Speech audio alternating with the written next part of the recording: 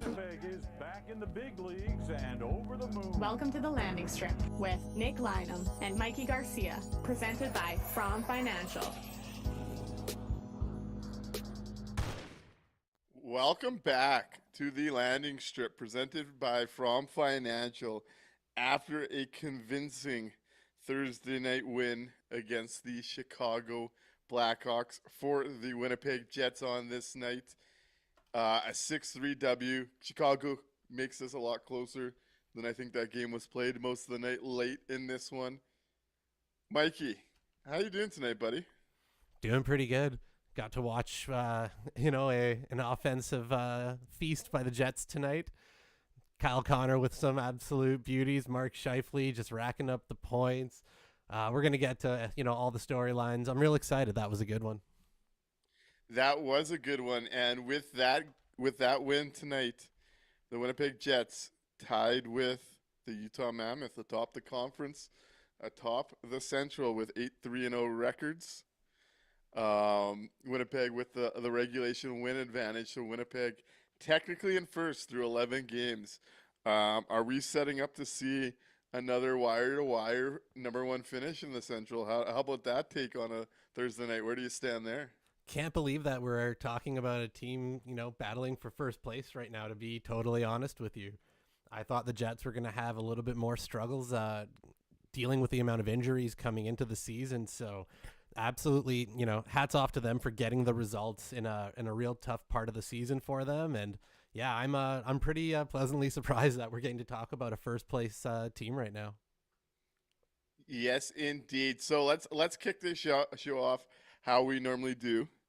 Leaving the Jets versus Chicago Blackhawks. What's Mikey's big takeaway from this one?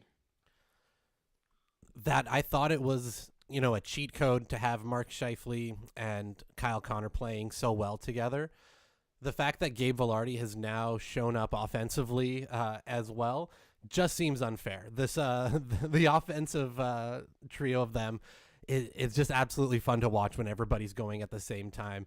It's interesting because a lot of times you'll have, two of the guys going, maybe just one, depending on what part of the year. But on a night where all three of them are just absolutely flying out there, it's so much fun to watch. They've got such great chemistry, and the fact that we got to see again just some of the goals tonight were an absolute treat. So yeah, my big takeaway was, man, when that top line is going, it is going. Yeah, definitely. That's where I kind of wanted to go today as well. We saw multi-point nights from both guys on the top pair tonight. Josh Morrissey gets a goal and assist. Dylan DeMello gets a pair of assists. But that top line and what they were able to create on this night was gorgeous to see.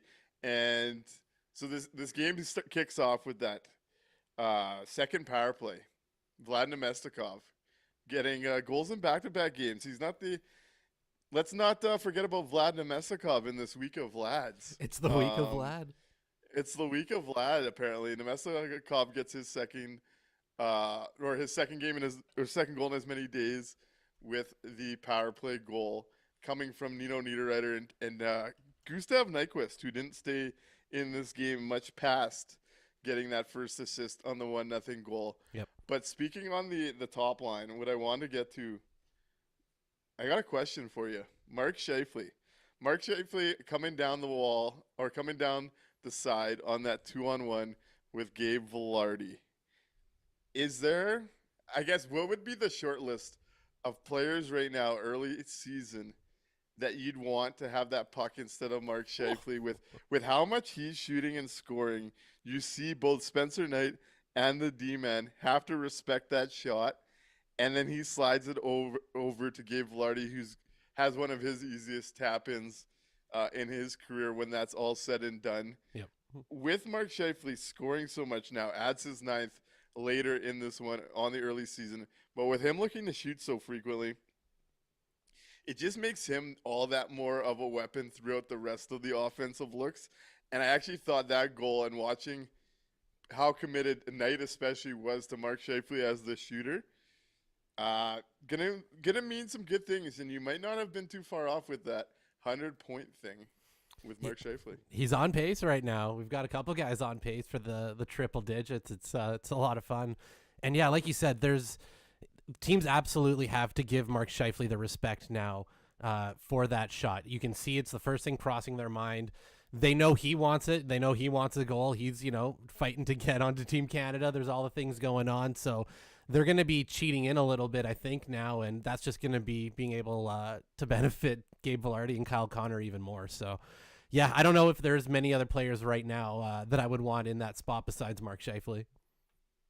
Over on YouTube, Caitlin says Scheifele is playing like the franchise center we need him to be. He looks unstoppable. And I really do think since he got cut from the Four Nations tournament last year, we've seen Mark Scheifele play probably his best stretch of hockey leading into this year as well. Yep.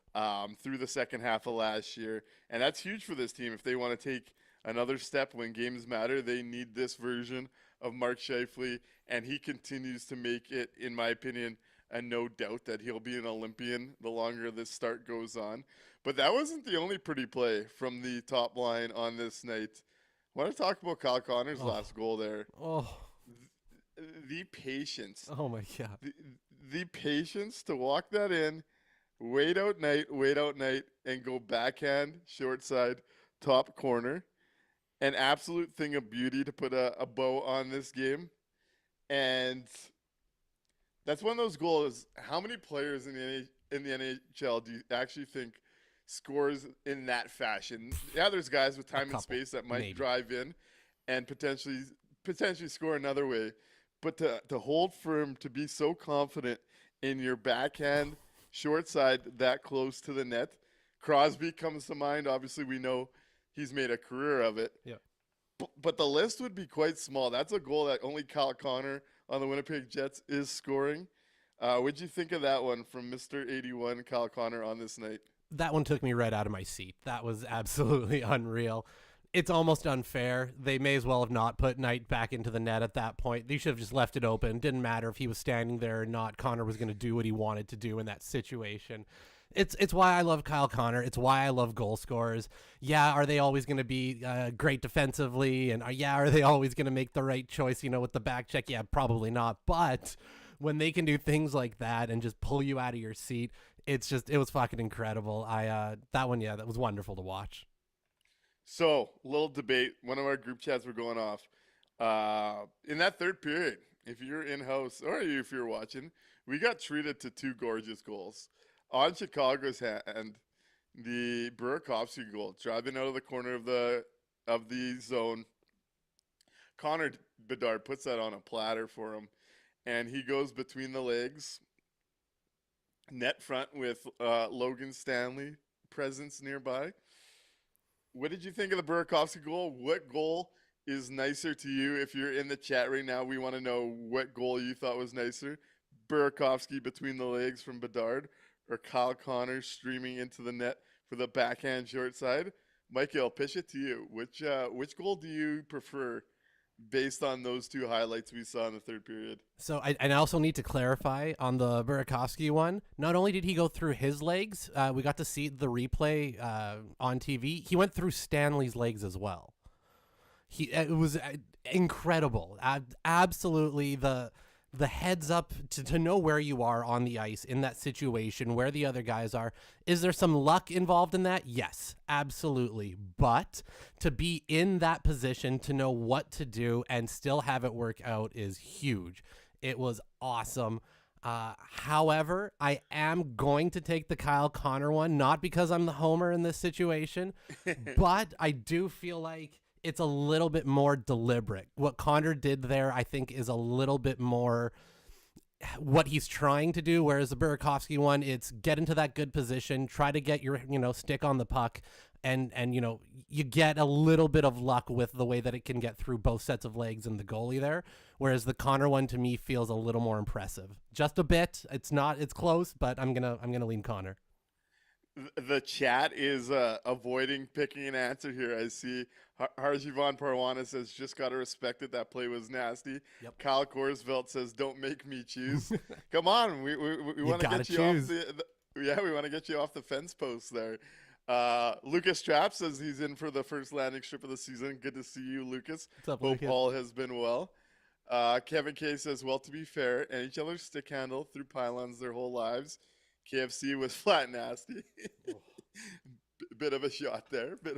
I agree. Choices TK goes, and I got to go his direction too. For the sake of the content, we both can't just agree on this. Choices TK says Burakovsky. This is close, and I think this is what's interesting about debating these two goals was, and Dante Violet says KFC's was unfair. Caitlin says Burakovsky's was nicer, but he couldn't do it again to save his life. Connor scores that 99 times out of 100. Yep. Kyle Korsveld says, got to be KC, then super close. And both of these are high-end NHL goals. We've seen guys do the between the legs before. Like we've talked about, Crosby's made a living off those backhand short sides. There's few guys in the league that could do them. I like that take from Caitlin saying Burakovsky's was nicer, but Connor scores that 99 times out of 100. I think what makes Kyle Connor so impressive is the backhand, the patience, the fact that I believe he's one of maybe two handfuls of guys in the league that could do that so consistently. Yep. Whereas Burakovsky's, the Bedard pass and Bedard seeing that play develop, Burakovsky getting there in stride and thinking to go between the legs in stride like that with a guy all over him. I just think it might have been more difficult. Burakovsky's might have been more situationally difficult. Yep. Whereas Kyle Connors is a special, unique play from a player that can do it. I'm going to give it to Burakovsky on this night, but both goals, absolutely incredible. Incredible. And a treat to see.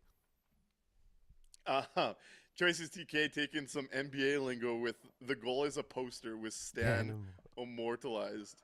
And you used to see those posters in the NBA with guys getting dunked on.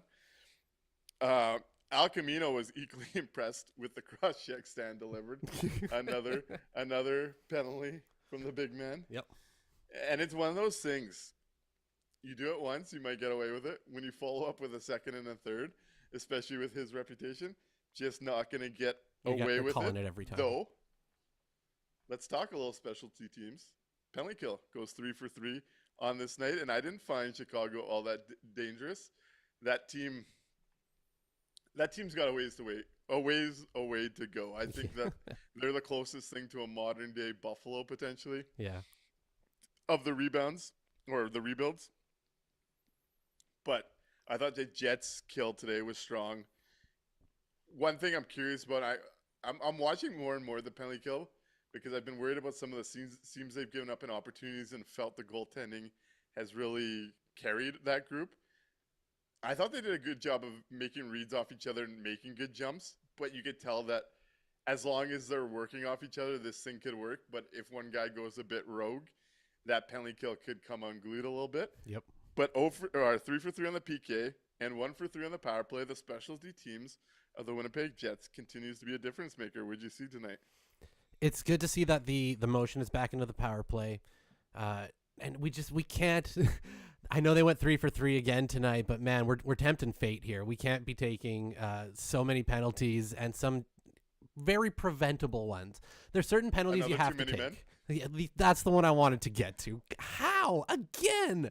And not even like, somebody got a foot caught here or whatever. No. There was consistently 6 of y'all and looking at each other. You could see it on TV on the replay. Everybody kind of looked around at each other for a second and went, oh, shit, are we doing this? Like, it was bad. So brain farts, creeped in a little bit there. But the fact that they're just so good and so organized is absolutely the saving grace, because you let in a few of these power play penalty kill goals, the games can start to look real different real quick. So the fact that this carryover from last year is absolutely crucial to their success, I think is pretty plain to see. But I'm starting to get a little worried if the Jets keep up having such success on specialty teams here.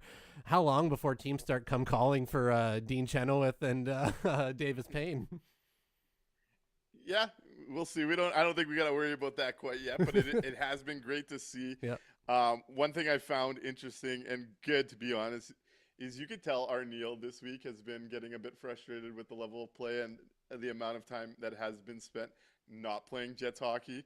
But I do think as this team figures it out at 5-on-5, and I do think we should trust them to getting there once healthy. Yeah. The fact that their specialty teams are where they're at, the fact their goaltending's at where they're at, this 8-3 start against probably a soft schedule but still missing 3 contributors, it is going to be a huge boost to where this thing could kind of finish off as the year goes on here. The penalty kill, I think it's actually given up less and less as this year's gone on. So that's been encouraging to see. And then the power play again today. It's the second unit that gets it done. Both units this year have been equally, if not close, to what they've produced on that unit. And this one comes off a zone entry. Nino gets it to Gus driving the net, who drops it to Vlad, who buries. I'm very convinced that the Jets will have a top-end power play again as this year goes on, as they get healthier. Watching what Davis Payne's able to get them creating and opening up different seams has been great to see. This team might do the whole thing again. When they get healthy, they're going to be a scorer shy, but they continue to bank points at a high level at the top of the conference and top of the division right now. And we're right around the corner now. All three guys are practicing with the team. Yep. A couple of them still in non-contact, which is Sandberg and Perfetti. Yep. So Lowry is right next in line.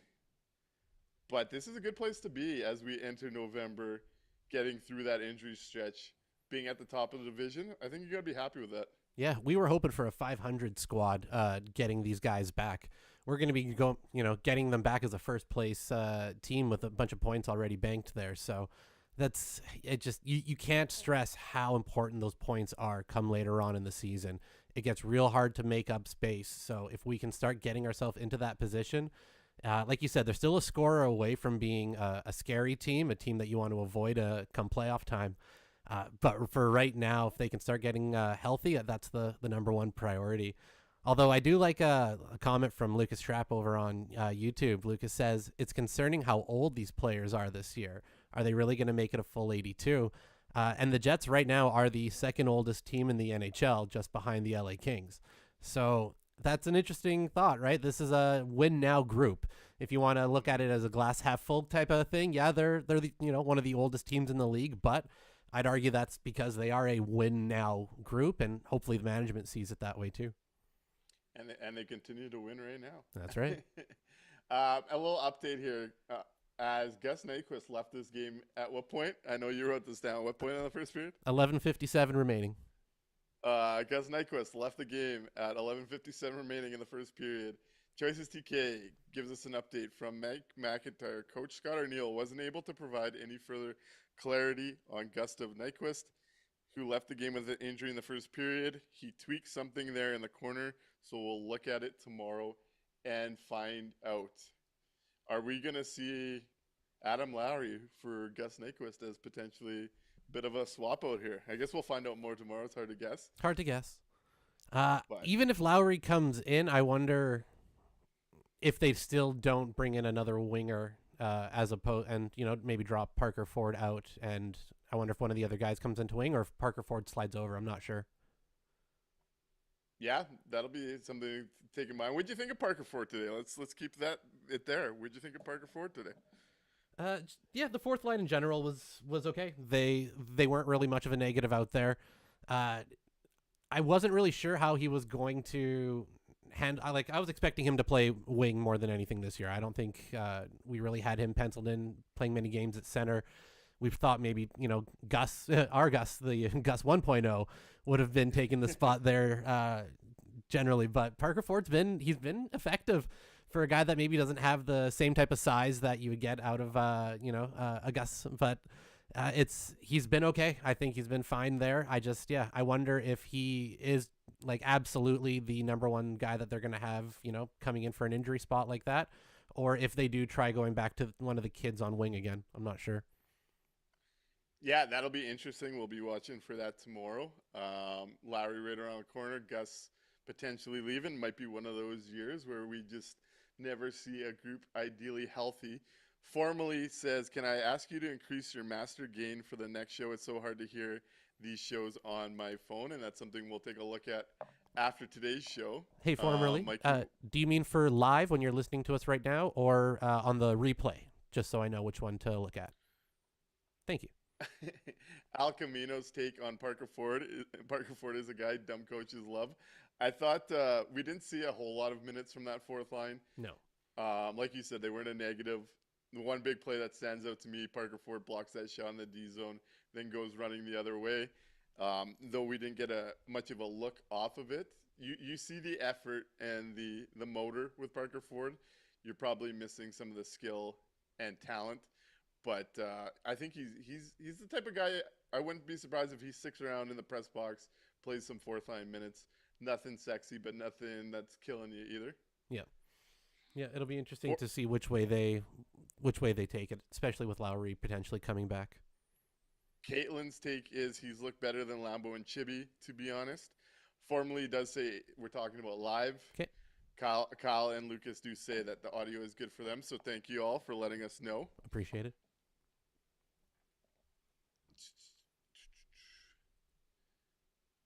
I didn't even start our show. Choices always gives us his big wrap-up, so let's read that out today, and I want to run it by you, Mikey. Choices started today's show off on Twitch with, the game set up perfect for a Jets team that wants to play fast and is not the most detail-oriented. Surprisingly, only second time the Hawks have given up 4 goals or more this season. Hey, there's a feather in the cap. Spencer Knight. Shout out Spencer I think Knight. was entering today as the best goalie by goals saved above expected. That had to have taken a bit of a hit after this one. Yep. Another win against a team that at the end of the year should be toward the bottom of the standings. Banked the points in a day closer to 17, 54, and 91 returning. 55 is on a mission looking to dominate again tonight. Injury to 14 just seems like it's going to be one of those seasons. What do you think of Choice's take on this one tonight? Yeah, I agree with a whole hell of a lot of that part. The Spencer Knight thing, I had a lot of slander to say about Spencer Knight previous to this season. He's looking like he actually is going to be making me eat that one. He's been real good to start off, and yeah, the fact that they haven't given up more than 4 goals before this is pretty huge. So, shout out to the Jets offense on that one. And yeah, like it is. This is a team that will be towards the bottom of the standings come the end of the year. They're a lot closer to the pre-Jonathan Taves Chicago Blackhawks than they are, any version of it after that. So it's a bottom-feeding team, but you want to be able to put 6 on a bottom-feeding team, especially one with such a goalie that's on a hot run like he has been. So I think it's all positives for the Jets, and like he said, it's set up real perfectly for how they wanted to play and not have to worry too much about getting hit on the counterattacks. Yeah, and the Jets did well on their side of the counterattacks. One thing that stood out for this one early, also shout out to Dante and formerly for your input. We'll definitely take a look at that. Thank you. Yeah. One thing that stood out early, the Hawks were really trying to stretch the ice to get some odd man looks. You saw on their power play, they stretched through the middle, and Shen's beat for that breakaway opportunity early. They stretched a couple times to Nazar on the half wall, who's able to beat you with skill or a bit of speed. But it's not a team that's necessarily gifted in creation, so it felt to me that they were trying to flee the zone and try and catch the Jets sleeping. And on this night, the Winnipeg Jets handled that very well. And yeah, I do think this is a game that was closer to what we expect the Winnipeg Jets to look at, like. And they're adding 3 key pieces around the corner. Bank those points and run. Works for me. 100%. Let's move in to the From Financial Face-Off as we near the halfway point of the show. What was your From Financial Face-Off impact in this game? What stood out to you as a difference maker on this night? We want to hear from you in the chat. Let us know what your FFF, your From Financial Face-Off is. And let's move into that segment here. Let's hit it.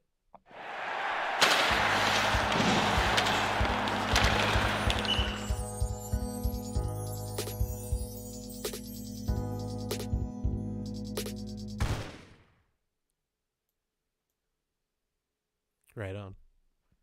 Good evening, Rob. Nice to see you in the chat. Mikey, as usual, let's start off with you. What was your From Financial Face-Off? The Winnipeg Jets versus the Chicago Blackhawks tonight. So we saw the last couple games that Scott Arniel probably wasn't too happy with the way the teams worked out on the second period there. So I wanted to see again tonight how that was going to play out. We're back at home, so we didn't have to worry about long changes or anything like that. But the second period, we still had to. We had last change, pardon me. But the second period looked a hell of a lot better tonight than it did the last couple games. They didn't have a collapse in that second period. They weren't getting caught, skating backwards. They weren't getting caught on the counters. They were it looked a lot more cohesive today in the second. So something that, was a spot that I thought they were going to probably focus on, look to clean up, and they absolutely did today. So that's my From Financial. Hey, no, I like that one. I like that one. Let's go over to the chat before I go to mine. As I see, the chat is going in the same direction as I'm going to go on this night. Dante Violet's From Financial Faceoff is Gabe Velarde having them start to go in after some rough luck to start the year. And I got to say, was I a bit of a prophet a few games ago when I said I wasn't worried about Gabe and he's going to start popping them? He's definitely getting hot here, which is great to see. Formerly's From Financial Faceoff was also Gabe Velarde. Lucas Traps was the whole top line. Kyle Korsveld's From Financial Faceoff is Lardo and the top line cooking. Tree G From Financial Faceoff was played a good second period, like you went to, right, Mikey? Yep. It's obviously been a talking point, especially from the coaching staff, and they didn't fall apart in this one. Rob Somerville's From Financial Faceoff is the way the top line continues to dominate their opponents. And Caitlin's From Financial Faceoff is 55, 30, 13, and 81. And that's where I wanted to go on this night. When you're playing teams like the Chicago Blackhawks, and you got to win these games when your best players are your best players, it certainly helps. And the Winnipeg Jets' best players were their best players. And it's kind of interesting. And it's a night where, and we've seen Mark Scheifele's been the goal scorer of the group most of this year so far. Kyle Connor all night was looking to be in playmaker mode, and I think that's an area where he's gotten significantly better as a player. Yep. He shimmy shakes and creates the ozone, getting into the ozone on that Scheifele goal, gets it over to Scheifele. But this was a night where he wasn't looking to shoot. He was looking to create for his line mates. And I think as him and Scheifele continue to do that sort of thing and create in ways that we necessarily haven't, we've always seen Scheifele defer to Connor. I think it's only going to continue to open up more for that group. And we're seeing Gabe Velarde really benefit on this night. So I'm going to go with the top line as my From Financial Faceoff difference as well. Mark Scheifele now tied at the top of the league with 9 goals. Yeah, he's keeping pace. Are we going to be on a rocket chase here? No doubt. And he's got Connor, just behind him, 3 behind him at 6. So it'll be interesting to see. One more From Financial Faceoff from Choices over on Twitch. It says 55 and 81 pretty much involved directly or indirectly in almost all the goals. And we know those two have come out of the gates with a real strong start. And it's been great to witness. Yep. From the Winnipeg Jets' 2 best players. Though Lucas Trapp, and this is what I don't want to get lost. Lucas Trapp says honorable mention to JMO, who Josh Morrissey, I don't want him to be the forgotten man in this core group because he, for me, has been their MVP outside of the goaltending for this group. In my opinion, he is their best skater, and we've really seen the last 2 weeks Josh Morrissey really pushing the play and piling up the points from the back end. So I like that honorable mention from Lucas Trapp. And he's doing that while anchoring the only actual NHL pairing for this group right now. Like he's out there kind of by himself a lot of nights. And not only is he still able to do his job defensively and do it so incredibly well, he's racking up the offensive points as well. It's something to behold, and it's kind of incredible that we're not talking about it every single day, because I don't know, again, how many guys could be doing what he's doing both offensively and defensively. Hey, he shot the puck so hard it went off the post and banked in off of Knight's skate. Unreal. The JMO bomb. Moving, and formally, shout out formally, 44 is the rock on the team. I tend to agree. So, with the From Financial Face-Off behind us, if you'd like to call in and chat some hockey today, 1-204-800-0409. Might have a little jingle coming our way with that phone number here shortly, thanks to Voth. But there's a conversation. This is a new one, something we haven't talked about. Over on Twitch, Fat Tony 202 says, so rumors are that teams are asking about Schneider in New York. He could be available if the Rangers struggle. What do we think? What do we think about young right-handed Schneider? Well, I mean, he's no Lane Hudson, but he's pretty good, I guess. Braden Schneider. Would you be interested in the Winnipeg Jets taking a look Yeah, at him to fill the decor? if a player of that age and that caliber becomes available, you're absolutely insane if you don't go start, kicking tires, knocking on the door. D-Labs goes to right where I was about to bring up, former Brandon Wheat King, which we know that there's connection there for sure. If there is real fire where that smoke is coming from out of New York and they're looking to move him, that's something the Jets absolutely should be in on. I'm curious what cost to acquire is going to look like if a bidding war starts to break out, but that's exactly the type of player the Jets need. Yeah, as a third pairing right-handed D that brings some physicality and still has some potential room to grow in his game, I'd definitely be interested in seeing what Braden Schneider could bring to the table when you look at what Luke Shen is currently bringing to the Winnipeg Jets. Oh boy. And the fact that Miller's banished to an island. Braden Schneider, along with Neil Pionk and Dylan DeMello, gives you some different looks throughout that right-handed D, and if you want to change things up, maybe he does give you something that you might try beside a Josh Morrissey. He's never hit the ceiling that I think the Rangers really were hoping for back when they took the former Wheat King so high in the draft, but I do think there's some real value in the bottom half of a lineup if you're looking for that kind of thing defensively. So that's interesting. Yeah, he'll give you the size that you want. He can skate good enough to play on that second pairing.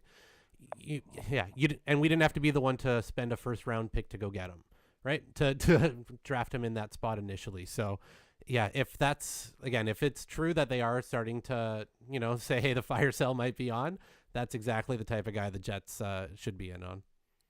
Lucas Trapp's asking the important questions. Do we know if he likes to go fishing? We'll send him out with Alex Iafallo. He'll have no choice but to like it. we know that there's a type and a type that works well here in Winnipeg. Caitlin, on the topic of the first line, I do like this from Caitlin, and we'll continue on where we're at here. That's what made the first line so much better than in years past. So many times in previous years, it was nothing but Shifley trying to force every pass to Connor and turning it over. And now we're kind of seeing both play both sides of it.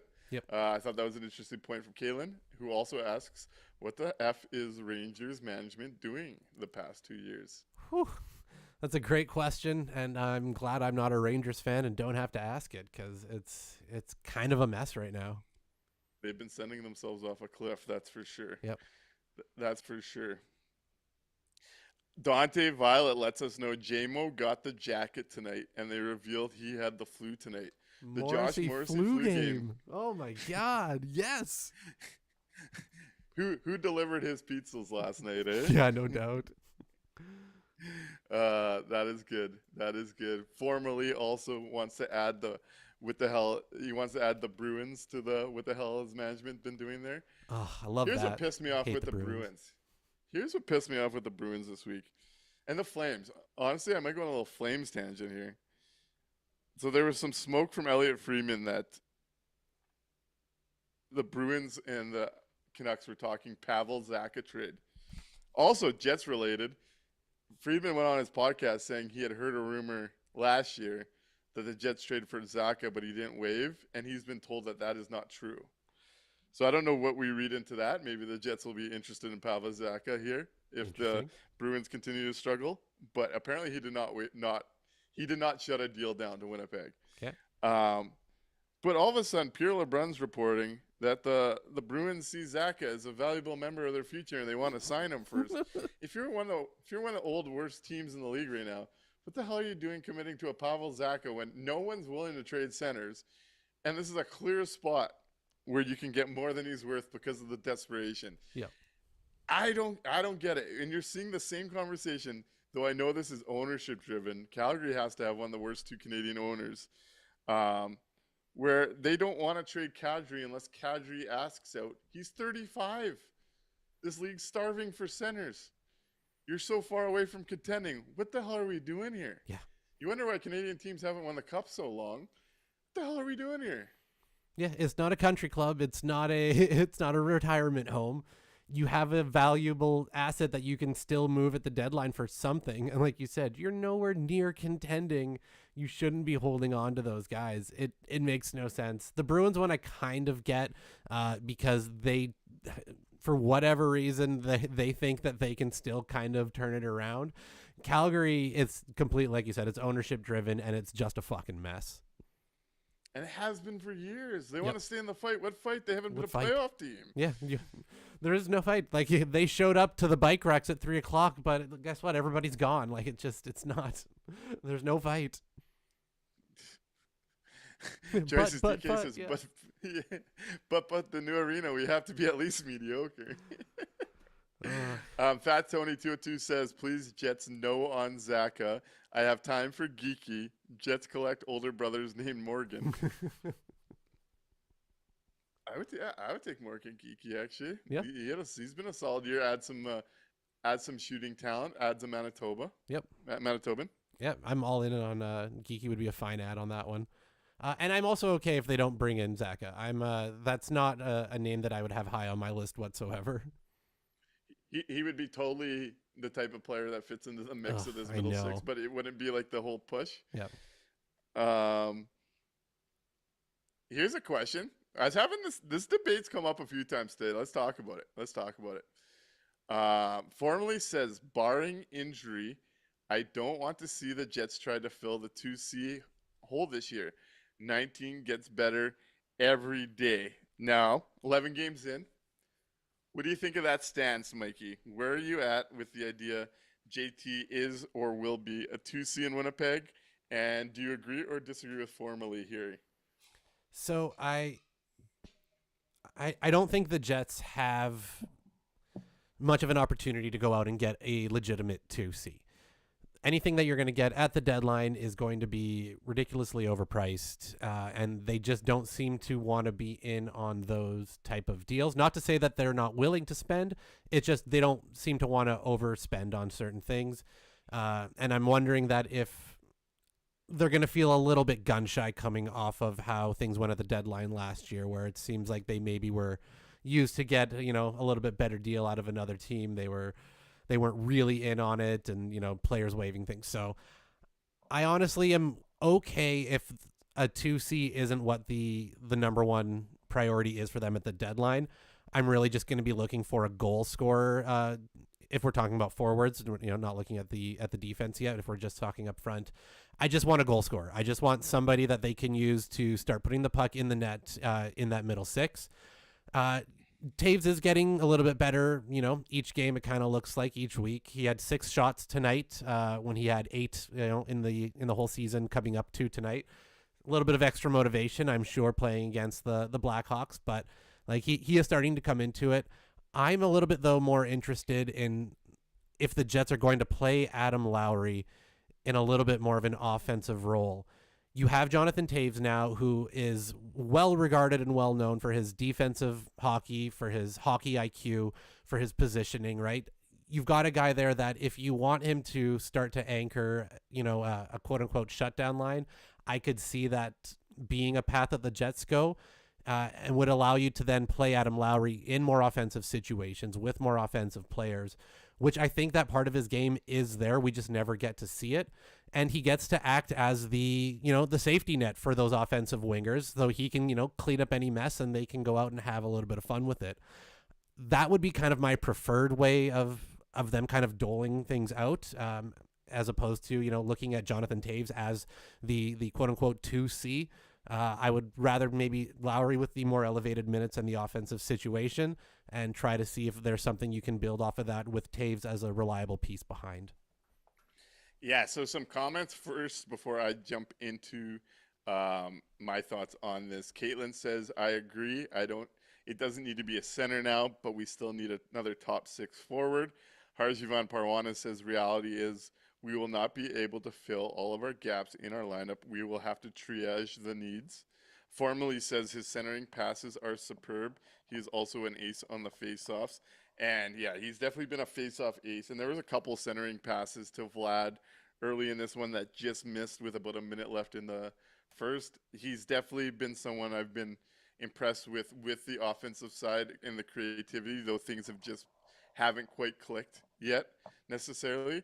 Over on Twitch, Fat Tony 202 says Jets need a scoring speed winger more than a center currently, but if you want to upgrade Taves, just use Lowry. D-Labs 25 says, I don't think a 2C exists in the Jets world. Would you rather use the capital we have on a D-man and best other player available, or just a 2C? Fat Tony 202 says, also, just so we're all clear, in the year 2015 or 2016, Pimo tried to use Lowry as a 2C between Ladd and Little, and I do remember that right early in that season. So here's where I'm at on it. I don't believe Jonathan Taves is playoff contending 2C. I think that's going to be very optimistic, and I do think ultimately Adam Lowry will be the better of the two of them this year should he return back from hips.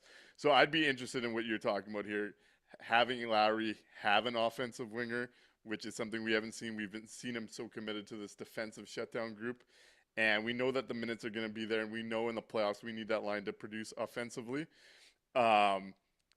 So I look at it the same way you do. I also agree with Fat Tony 202 with the idea of a speed winger, something we were talking about the other day where I was intrigued about the idea of Morgan Barron playing with Jonathan Taves because of the speed aspect.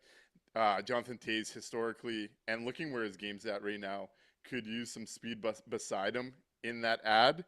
I don't foresee the Winnipeg Jets acquiring a 2C this year. I think it'll be a winger and a defenseman, just looking at the roster and what'll be easier to acquire. But I do think we'll be talking about around that deadline that you have a 1C in Mark Scheifele and maybe 2, 3Cs in Lowry and Taves rather than having a solidified 2C. Yep. And it depends on what that mix in that middle six looks like. You could still make that work. Like you're still competitive down the middle. You just don't have the bona fide, in my opinion. Yep. But I also do agree with formally that Taves does look like he is getting better the more we see from him. So I'm of the belief that we have so much time before this decision or this type of convo needs to be had that there's still so much runway to really see what transpires here. Yeah, if you end up with, a top line that's, a legitimate number one line that is producing at that rate, and then you've got two really high-end third lines, essentially in your middle six, the way that the Jets play, the way that they forecheck, the way that they, want to come at you wave after wave, I think you can make that work. I think that is still something that can be, viable. Blake Rice says, I think it's time for the Jets to consolidate some assets and go get a guy for line 2. Lambert isn't going to work out. Time to move on. And that'd be something I'd be open to. I do imagine we're going to see at some point assets used for a scoring forward at some point this season. And with the depth of their forward group at the AHL level and how many prospects and just the fact that you're not going to have space for everyone, I would like to see them consolidate some of those fringe forward prospects into some help now if they can. But I imagine that's where it's going to be. Like, I do think this org does feel like they're in a pretty good spot center-wise between the three we talked about, plus Morgan Barron, Vlad, guys like that can contribute. Yep. And it does allow them some flexibility at the deadline too. Maybe it's a center, maybe it's a winger, and I would expect it to be a winger. Yeah, there's just more of them, right? It's just they're easier to acquire. There's more of them that are out there. And like we mentioned earlier, the Jets are the second oldest team in the league. This is a win now group. At some point, you do have to consolidate those assets and try to, give yourself that extra push.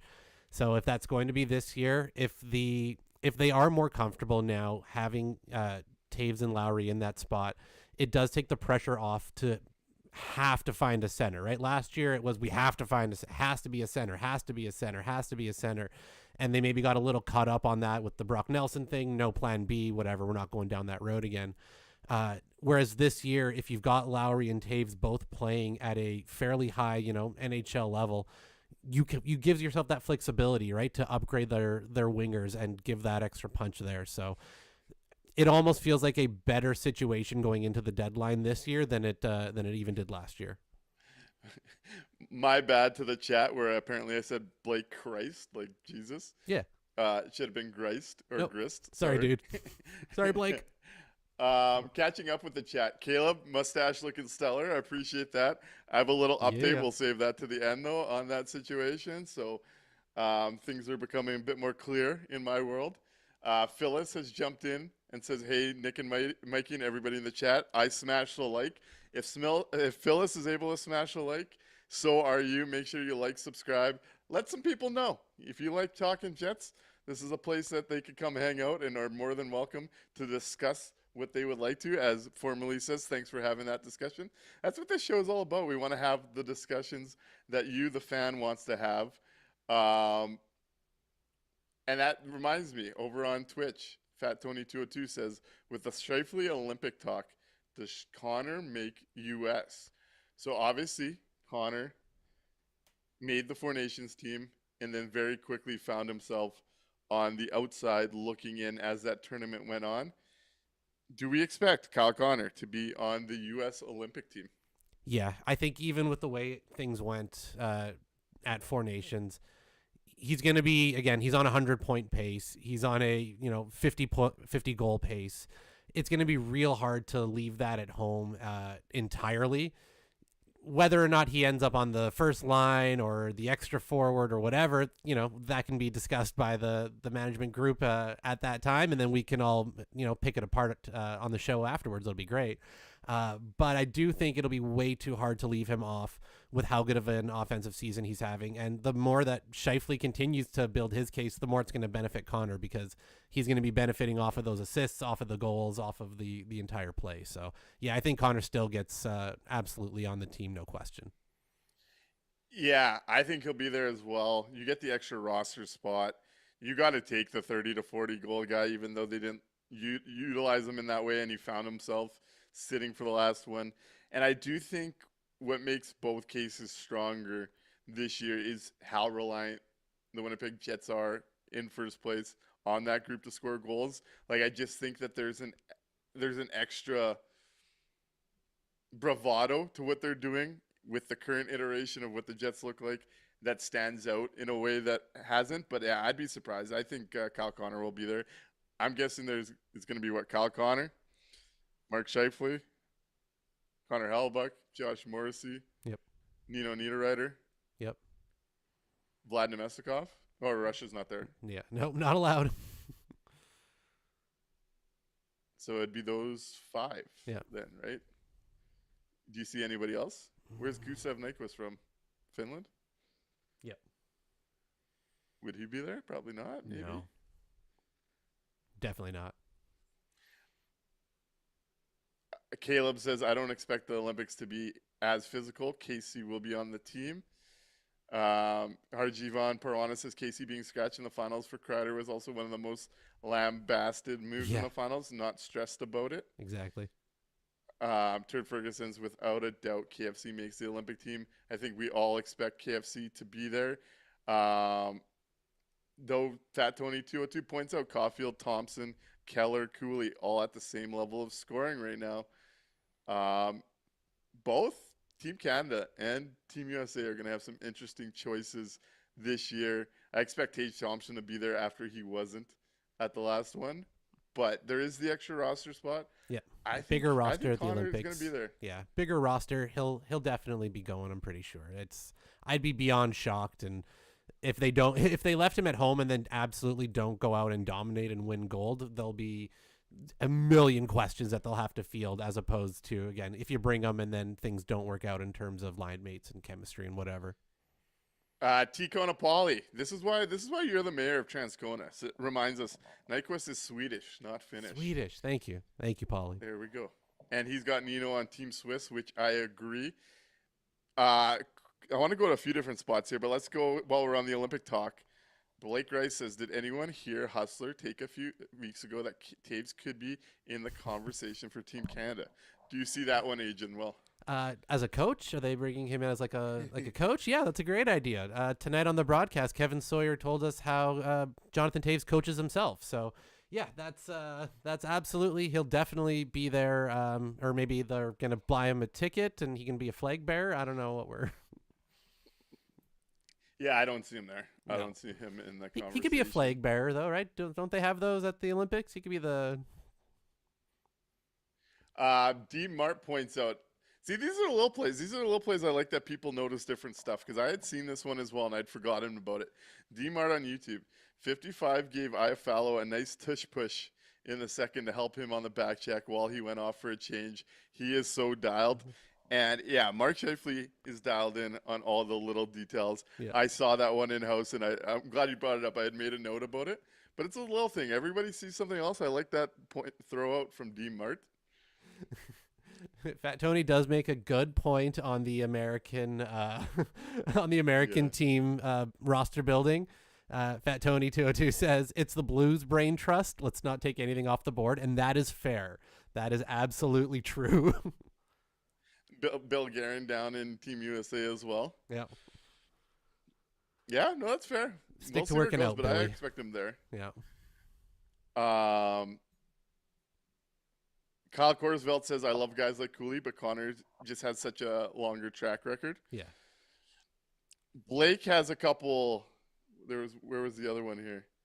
Blake over on YouTube says most Jets move at the deadline would be to get Saad to play second line with Taves. Is Saad still going? Oh God, no! I'm pretty sure he's not still playing. Can I give you a name like similar mold of player, but one that would actually still excite me? Yep. To go get though potentially. We were talking about the Calgary he is still Flames. playing Vegas. Saad's in Vegas, eh? Yeah. Same kind of idea. Blake Coleman still interests me out of Calgary if they decide to sell. Interesting. That kind of idea. That's not where I would have jumped first. I'm a Blake Coleman guy. Yeah? I've been a Blake Coleman guy. What do you for a like? little What do you while. see that you like? So you got the cup experience with the Tampa side of things, but he generally drives play pretty well on the wing, and he could score goals in the hard areas. And we stressed that last year. I'm a Blake Coleman believer still. Okay, yeah. I mean, that first time with Tampa, he played 9 games and scored no goals. But yeah. second season, they won the championship again there, back to back. So, okay, I see, yeah. All right, maybe. Might not be bad. Some experience in a legit middle sixer. I do like, and we know they're prioritizing some Stanley Cup experience right now. Exactly. Here's one from Blake as well. Does Patty Kane come to Winnipeg at the deadline if Detroit falls out of the playoffs? I hope not. I'm going to go with I hope not, but maybe. Reuniting Taves and Kaner, eh? Yeah, that's... I'm not going to make I expect Detroit to fall out of it. I just can't believe in that team. No, yeah, But, they should be selling for sure by the deadline. I would be surprised if Patty Kane left America. Yeah. I'd be surprised if he left America. Tico Napoli says no way JT goes, and Caitlin says God bless Taves. If he's on the Olympic roster, I want the entire Team Canada coaching staff and management fired on the spot. We are not expecting to see Taves at the Olympics, but we are expecting Mark Scheifele, Josh Morrissey, Connor Hellebuck, Kyle Connor, and Nino Niederreiter. Yeah. There's the list. I think those will be your representatives. And hey, like I said, maybe Taves can go as like an ambassador. He can be a flag bearer. He's got a gold, right? Yeah. You could find a role on the staff for him. We can buy him a ticket. Blake brings me somewhere that I was having this conversation with someone this past weekend, actually, and I could not believe what I thought about this. But this is where I'm at.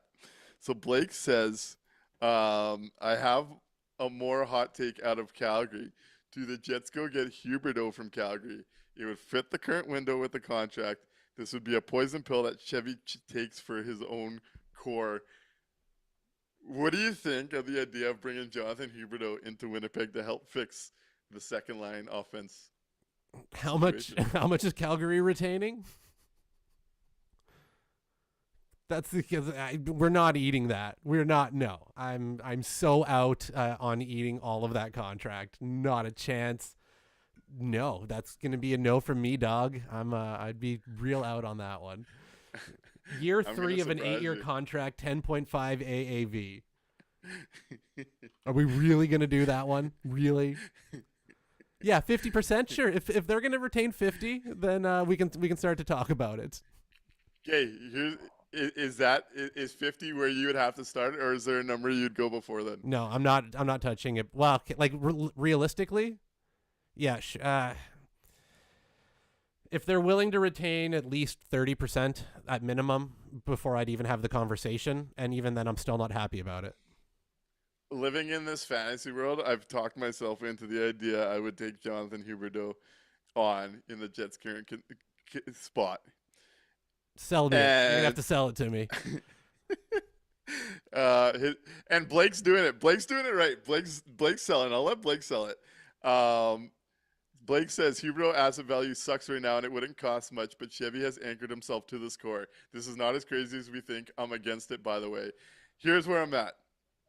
We know that it's going to be do or die with this group. Aging curve is going to hit at some point. This core, as we know it, and what they're getting paid, it's going to fall apart at some point. Hopefully further into these contracts than sooner. Jonathan Huberdeau the last 2 years has not been nearly as bad as what's been talked about.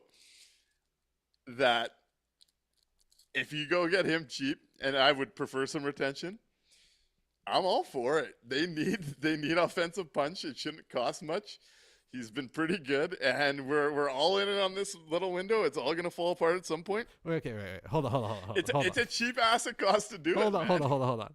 We look at Calgary and we go, what the fuck are they doing? God, that aging roster is terrible. What are they doing? And then we're like, hey, by the way, can we nab that $10.5 million aging terrible? No. That's no, so out on that one. Our core is better than Calgary's. And we want to age it and we want to add Huberdeau for another 5 years. I don't say I want to add him for 5 years, but I'm just saying with where the Jets are, what they need, cheap way to get there. Cheap way to get there. And we've got Calgary, who has no idea whatsoever what is actual value or where they are in things. So we really think they're going to be like, oh yeah, here's a fair value. Here's Huberdeau for no. This is they're going to want a lot and they don't deserve it. No. He has a full no move clause anyway, so it makes it all moot. But I don't think Blake's too far off of the thought process here. And I like the process. I like the thought process, but not that particular destination. Ideally, there's some retention, but with what the Jets are committing themselves to, I don't hate the logic. I really don't. See, Choices has got the right idea here. With the Choices over on Panarin, pure rental. Oh, yeah, I saw some Carolina smoke there. Yeah. Harji Von Parwana, who I know follows the Flames really closely, says, for what it's worth, I don't dislike the logic, but Calgary ownership would absolutely hate to retain that much money. They would not be for it without significant assets coming the other way. And that's why I think there's got to be a middle ground, like eating like $1 million or so. But yeah, it's an interesting one. There's a winger, out of Carolina that you could probably go out and sign.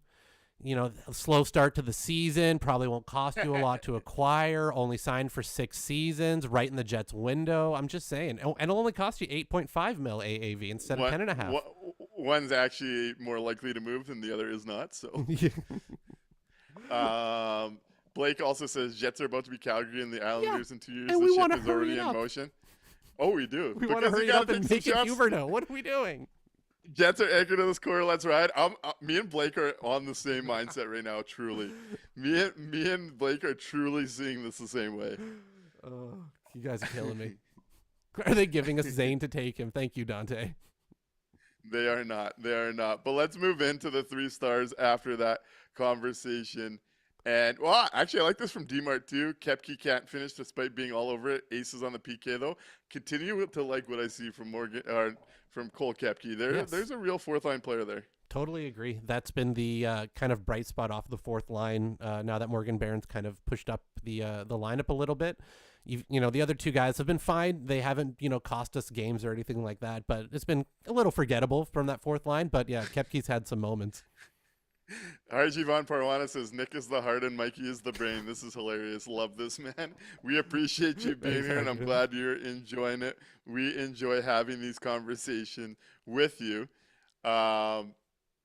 Mikey, let's get into the 3 stars here. Let's hit it.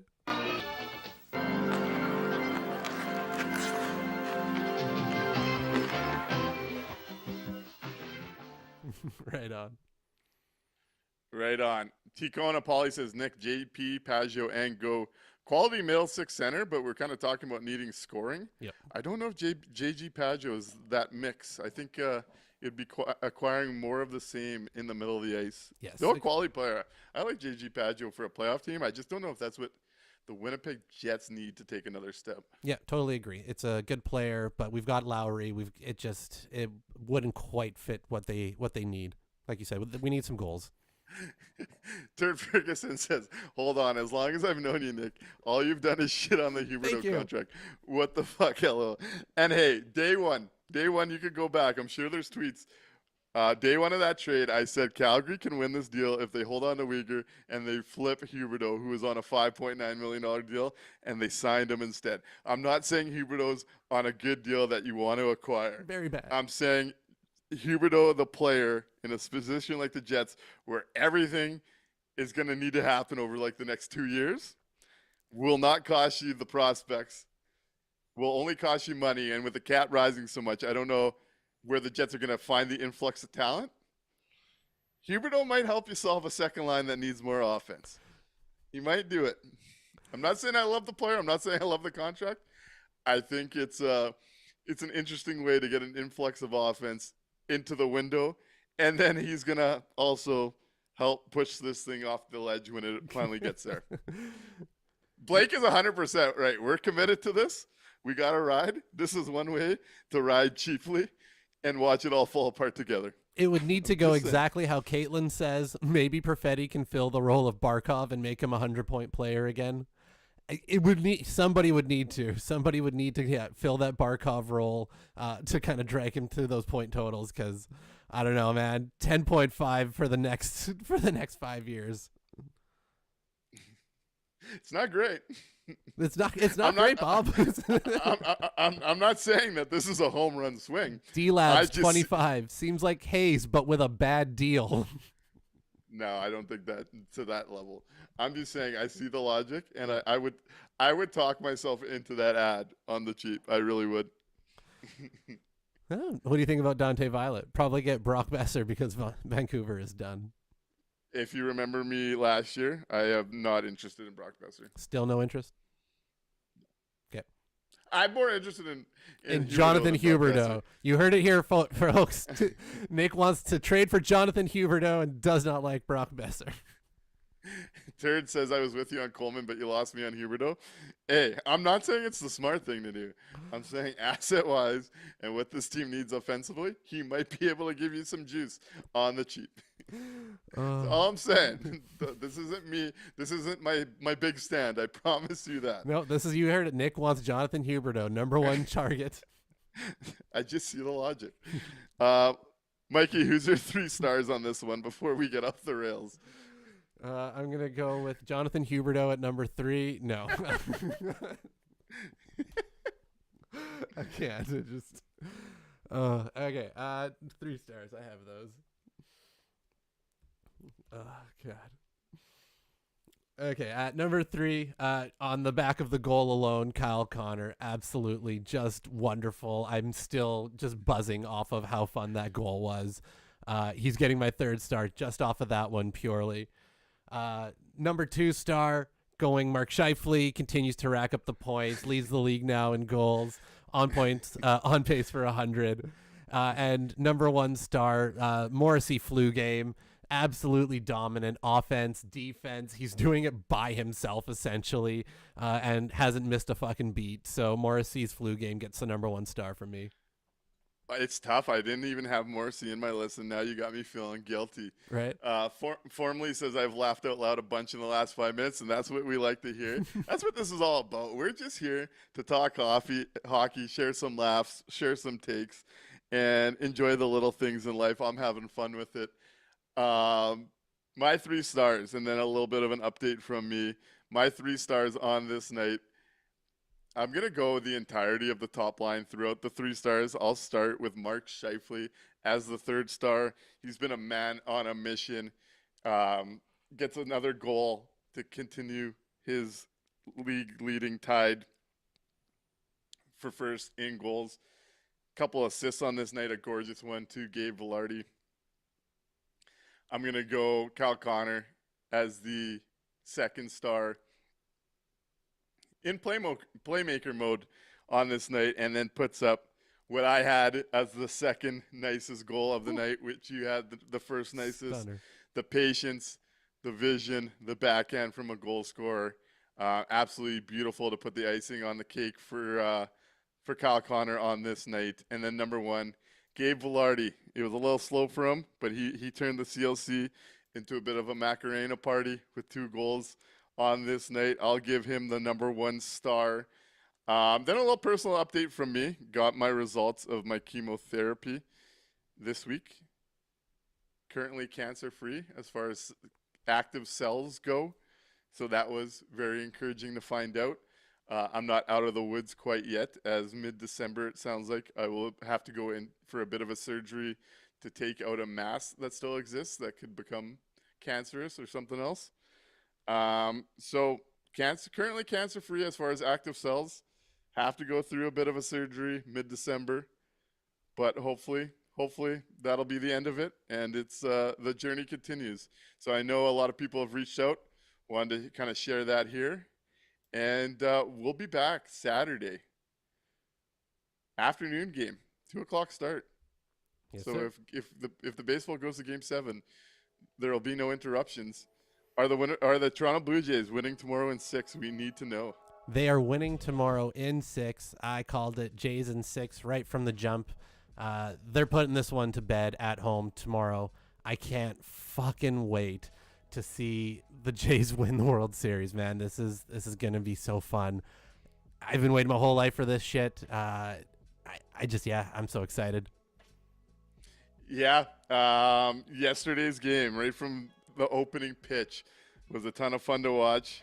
Yamamoto's going to be tough. Yamamoto versus Gausman. I'll say this. If Gausman's the starting pitcher that does it, it is so fitting with him being one of the first big contracts, one of the first to give the Jays an opportunity. He's been their ace through this build-up. Yep. There's that picture of him, like, eyeing up the old 2 trophies. Like, there's just so much that would go right there. Yep. Gausman versus Yamamoto should be a blast. I'd like to tell Ken Rosenthal to shove it as someone that's continued to say the Jays shouldn't get top free agents because it would be bad for ratings. Yeah. This World Series has been averaging 30 million views on TV. Tomorrow night in Canada, we're probably going to get close to 10, 12 million people in Canada alone watching that World Series. Yep. Great. Great for the sport. It's been great to see a lot of my buddies getting on board with it.